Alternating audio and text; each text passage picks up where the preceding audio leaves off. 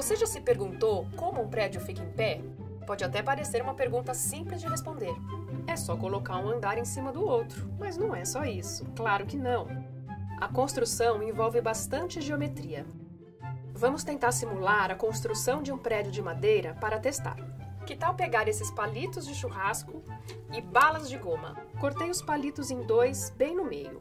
Vamos fazer uma estrutura de madeira e as balas de goma vão conectá-la. Uma figura que lembra um quadrado. Os pilares, as vigas e pronto! Temos uma representação de cubo, uma estrutura formada apenas por figuras que lembram quadrados.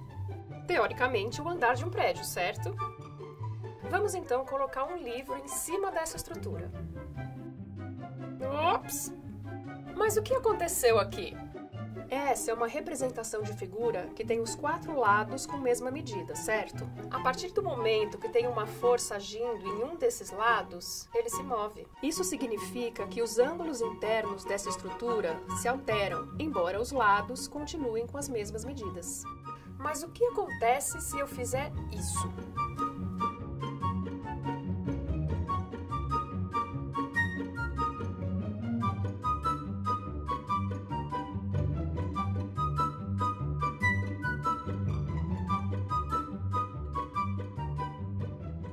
Viu? Dando uma sustentação, os ângulos das figuras de quadrados não se alteraram e os lados não cederam. Vamos agora analisar o que temos aqui. 2 figuras de triângulos. Mas por quê? Porque o triângulo é uma figura geométrica rígida. Quer dizer, se você formar um polígono de 3 lados com medidas fixas, ele será sempre o mesmo triângulo. E isso não acontece com outros polígonos. Por exemplo, você pode obter diferentes quadriláteros com lados de medidas fixas. Quer ver?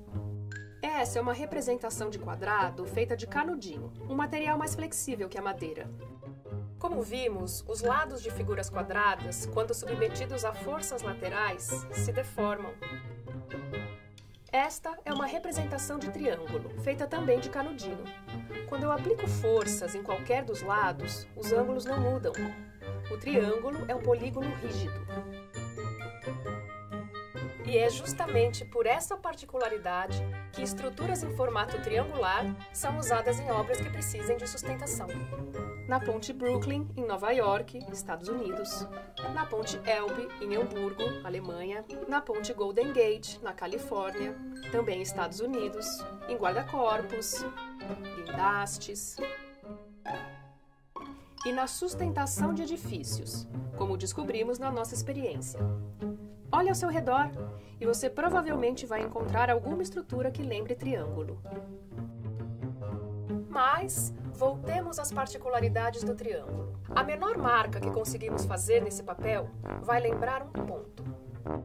Um ponto não possui volume, área nem comprimento. Dizemos que ele não tem dimensão. Se eu fizer outro ponto em qualquer lugar do meu plano, representado pela folha, terei 2 pontos. E qual a menor distância entre 2 pontos, se consideramos o plano? Uma reta? Na verdade, um segmento de reta, que é dado a partir de 2 pontos no plano. Esse ponto A até o ponto B é o segmento de reta AB. Se eu continuar desenhando pontos nos 2 sentidos desse segmento, os pontos serão infinitos e farão parte de uma reta que se prolonga indefinidamente. Mas o que acontece se eu desenhar um ponto fora dessa reta, em qualquer outro lugar do plano?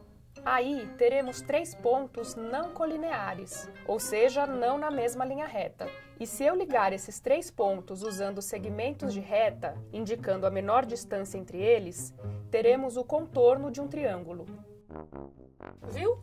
Obtemos o triângulo por meio dos elementos básicos de geometria plana, que são o ponto, a reta e o plano. Uma figura geométrica simples, como é considerada por muitas pessoas, em se tratando de número de lados, porém de importância significativa para estruturas do nosso dia a dia.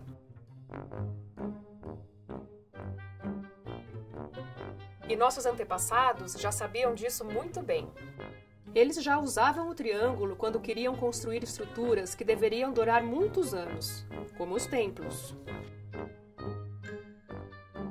Até hoje, sempre que precisamos de uma estrutura rígida de apoio, apelamos para o triângulo, para as coisas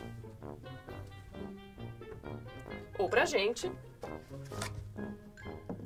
não cair para os lados.